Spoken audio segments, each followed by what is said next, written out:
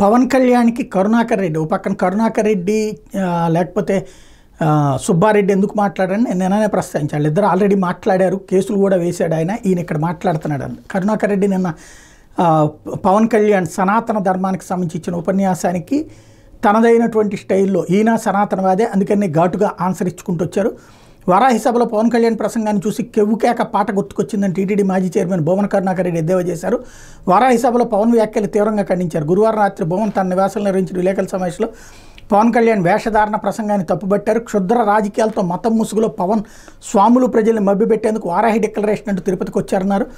11 రోజులు దీక్ష చేసి శ్రీవారి దర్శనార్థం తిరుమలకు ఇచ్చేసి నానా హంగామా చేస్తూ సినీ డైరెక్టర్ త్రివిక్రమ్ స్క్రిప్ట్ని చదివారని మండిపడ్డారు. గత 14 ఏళ్లుగా ఏనాడు తన కుమార్తెలను దైవ దర్శనానికే తీసుకురాని వ్యక్తి దెయ్యాలు వేదాలు వల్లించిన చందంగా మాట్లాడడం విడ్డూరంగా ఉందన్నారు. సనాతన ధర్మ ఆచారం ప్రకారం శ్రీవారి పట్ల అపారమైన నమ్మకం కలిగిన భక్తులు తమ పిల్లలకు 9వ నెలలో 11వ నెలలో తలనీలాలు తీసే సంప్రదాయాన్ని పాటిస్తారని, అయితే సనాతన ధర్మ పరిరక్షణ కంకణబద్ధుడైన ఈ కొత్త పీఠాధిపతి ఆ సంప్రదాయాన్ని ఏనాడు పాటించలేదని చెప్పారు.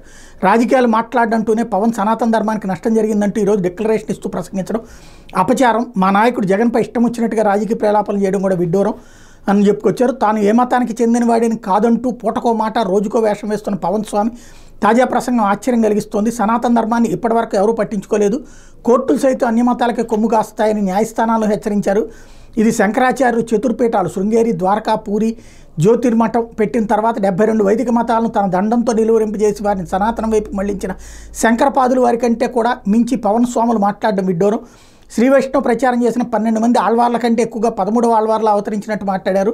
ధర్మంపై దాడి చేస్తే ఊరుకుంటామంటూ ప్రగల్భాలు పలికారు. శ్రీవారి ప్రసాదాల్లో కల్తీ జరిగిందని, పశువులు కొవ్వాడారన్న అభియోగాలపై సుప్రీంకోర్టులో కేసు నడుస్తున్నా కూడా ప్రస్తావించారు. అయోధ్యలోని శ్రీరామాలయ ప్రారంభం రోజున తిరుమల నుంచి వెళ్లిన 1,00,000 లడ్డూలు కల్తీవని నిస్సిగ్గుగా తేల్చేశారు. పవన్ క్షుద్ర రాజకీయ నాయకుడు, అధికారం కోసం సనాతన ముసుగు వేసుకున్నాడు.